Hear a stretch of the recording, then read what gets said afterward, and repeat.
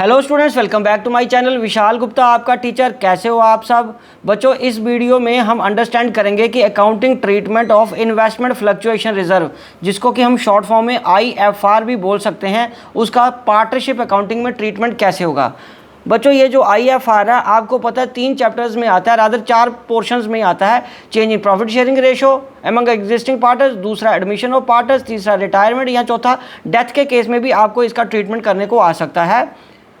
तो इसका मैंने एक एग्जाम्पल के फॉर्म में लिया है GSC, sharing profits and losses in the ratio 4:3:2। मतलब G का 4 है रेशो, C का 3, S का 3 और C का 2। Decides the future profit sharing ratio in the ratio of 2:3:4। पुरानी रेशो इनकी ये है, नई रेशो 2:3:4 है। With effect from 1 April 2022 and extract of their balance sheet as at 31/3/2022 is. उनकी लाइबिलिटी साइड में हमें पता है इन्वेस्टमेंट फ्लक्चुएशन रिजर्व कितना बच्चों 18,000 का, और इन्वेस्टमेंट कितनी है 2 लाख की। अब ये क्वेश्चन एक कॉमन है, ये मत समझिए कि ये सिर्फ change in profit sharing ratio से ही रिलेटेड है बच्चों, क्योंकि चाहे वो रिटायरमेंट का केस हो, चाहे वो एडमिशन का केस हो या change in profit sharing ratio का केस हो, आपको हमेशा IFR किस में डिस्ट्रीब्यूट करना है, मैं एडजस्टमेंट एंट्री की बात नहीं कर रहा। डिस्ट्रीब्यूट किस में करना होता है? ओल्ड पार्टनर्स को ओल्ड रेशो में। ठीक है जी, चलिए अब हम आगे बढ़ते हैं। Show the accounting treatment under various following alternatives. तो फॉलोइंग अल्टरनेटिव्स में सबसे पहले जब वो हमें बता रहा है कि देयर इज़ नो इन्फॉर्मेशन, कि कोई इन्फॉर्मेशन IFR के बारे में नहीं बताई हुई, तो उस केस में हमें क्या करना होता है, जो ये 18,000 है वो हमें डेबिट कर देना है, बिकॉज ये लाइबिलिटी साइड में है और ये क्रेडिट बैलेंस है। तो इसको डेबिट करके राइट ऑफ कर देंगे, क्लोज कर देंगे, और ओल्ड पार्टनर्स को या सभी पार्टनर्स को, जितने भी इसमें तो सभी है ना, उनको ओल्ड रेशो में डिस्ट्रीब्यूट कर देंगे 18,000 को। और ओल्ड रेशो क्या है? 4:3:2, मतलब 4/9, 3/9 और 2/9। 18,000 को 9 से डिवाइड करोगे 2 आ जाएगा, 2 4 8, 2 3 6 एंड 2 2 4 करके ये ऐसे बढ़ जाएगा।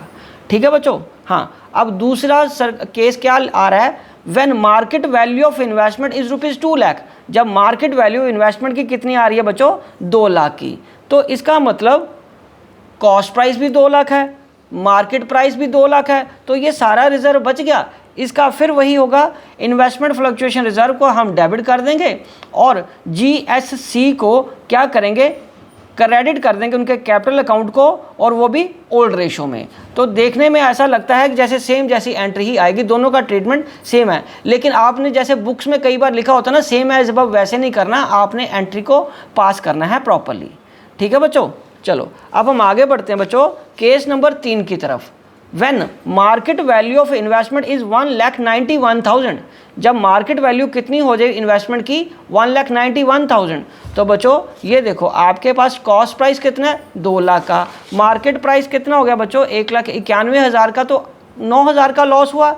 रिजर्व कितना पड़ा हुआ है आपके पास? 18,000 का। तो इस केस में हम क्या करेंगे? IFR 18,000 ही क्रेडिट होगा, डेबिट होगा सॉरी, और इन्वेस्टमेंट कितने की क्रेडिट होगी? 9,000 से, क्योंकि इन्वेस्टमेंट की वैल्यू कम हो रही है, और इन्वेस्टमेंट क्या होती है? एसेट होती है, और उसका क्या होता है? Debit balance. ठीक है जी। और जब वो हमें डिक्रीज करनी है एसेट, तो उसको हम क्या करेंगे? डिक्रीज करने का साइन मैं नीचे डाउन करके दिखा रहा हूँ, तो उसको हमें क्या करना है? क्रेडिट कर देना है, और बाकी जो 9,000 बचा अगेन वो पार्टनर्स को उनकी ओल्ड रेशो में बांट देना है। GSC को ओल्ड रेशो में बाकी 9,000 बांट देना है। ठीक है बच्चों। चलो अब हम आगे बढ़ते हैं।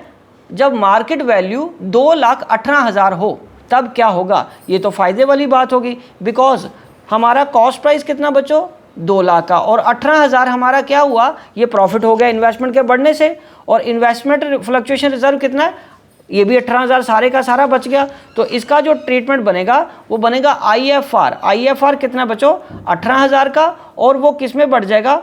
ओल्ड रेशो में 18,000 में बढ़ जाएगा, क्योंकि सारे का सारा इन्वेस्टमेंट फ्लक्चुएशन रिजर्व बच गया।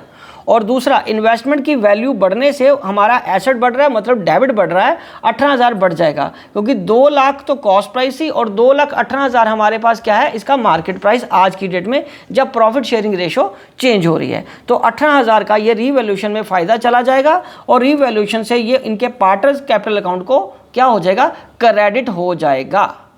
ठीक है बच्चों, चलिए अब हम आगे बढ़ते हैं बच्चों केस नंबर 5 की तरफ। तो बच्चों केस नंबर 5 हमें क्या कह रहा है, when market value of investment is 1,73,000।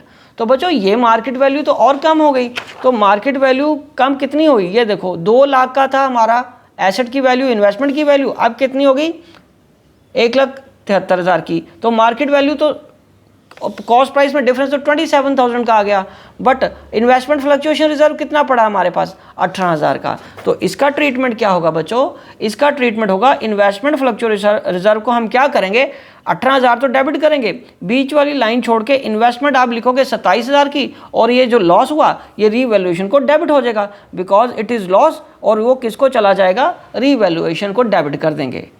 और वहाँ से ये जो लॉस है 9,000 का वो पार्टनर्स कैपिटल अकाउंट में इन ओल्ड रेशो में डेबिट कर देंगे इनको। ठीक है जी, बिकॉज हमारी इन्वेस्टमेंट की वैल्यू 27,000 कम हुई है, तो एसेट कितने की कम करेंगे 27,000 की, और इन्वेस्टमेंट फ्लक्चुएशन रिजर्व कितना था 18,000 का, और रीवैल्यूएशन अकाउंट कितना डेबिट होगा 9,000 से लॉस के फॉर्म में, और ये लॉस पार्टनर्स कैपिटल अकाउंट को ट्रांसफर कर देगा।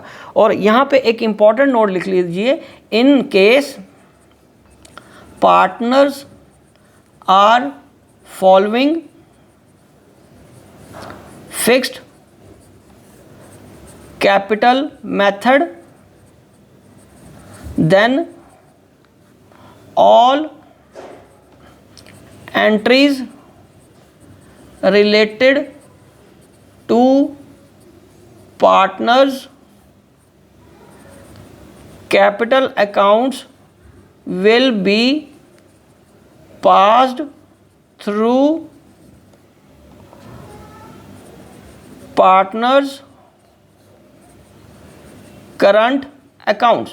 ठीक है बच्चों, तो ये इसका आ जाएगा, पार्टनर्स करंट अकाउंट में ट्रांसफर हो जाएगा, बाकी और कोई चेंज नहीं आएगा, बस ये किसी एक क्वेश्चन में आ सकता है, अदरवाइज कैपिटल अकाउंट में ही करना है।